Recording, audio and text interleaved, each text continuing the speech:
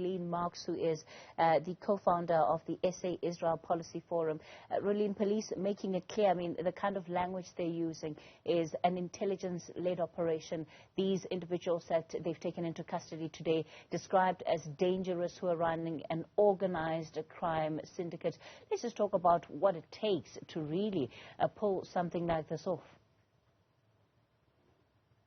Well, first of all, we just want to congratulate the South African police forces for their extraordinary role in helping to capture who is probably one of Israel's, if not Israel's most wanted fugitives. So this has been the result of incredible cooperation between various agencies within the South African police services, the Israeli police services, including our crack fraud team, and Interpol, the International Policing Network. And it really shows that what can be achieved when our countries work together, when we all work in cooperation. This is a very, very good day for South African law enforcement, for Israeli law enforcement, and for Interpol, managing through covert intelligence cooperation to capture a notorious criminal who is linked to the Abargil notorious crime unit or crime family, which is probably one of the most dangerous organized crime families in Israel. If we look at what the police are saying about him, he's been in the country since 2007. I mean, does it mean that they're likely to have been following him since, or keeping some kind of surveillance on him since then? Well, we do know that, at least from our side, from Israel's side, various agencies have been trying to track him down, trying to see where he was taking refuge, along with his cohorts, also captured today.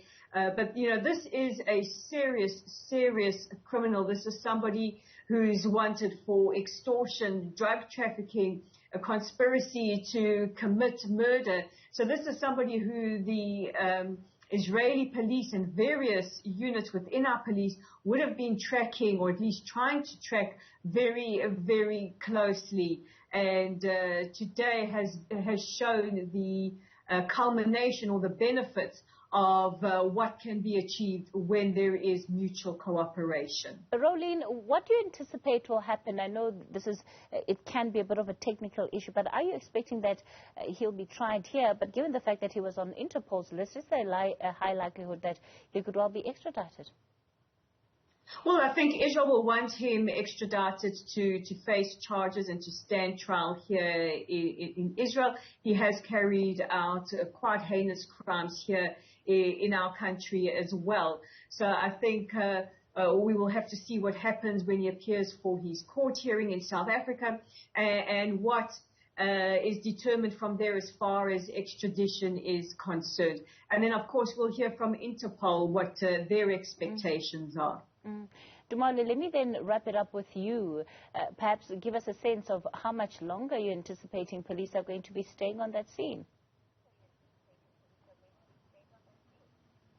Well, Kathy, in short, police are saying that they're going to stay on the scene as long as it takes. They are now going through this property, as I mentioned, with a fine-tooth comb to try and not overlook or miss any piece of evidence that can assist in bringing this particular suspect to justice. So it seems like it's going to be quite a night for officers. They are still out here in their numbers. Many of these unmarked cars belonging to the South African police officers would suggest that, of course, there would be intelligence vehicles because they would not be marked and not be covert operations might be the term there. And this would then all feed into the evidence that would then bring this particular kingpin, so to speak, to justice, whether it's here or whether it's in Israel, a very dangerous suspect. But of course it sends a strong message out to those operating in the country as well. This is what the South African police services have been saying, to say that they are on the beat and they are looking to clean up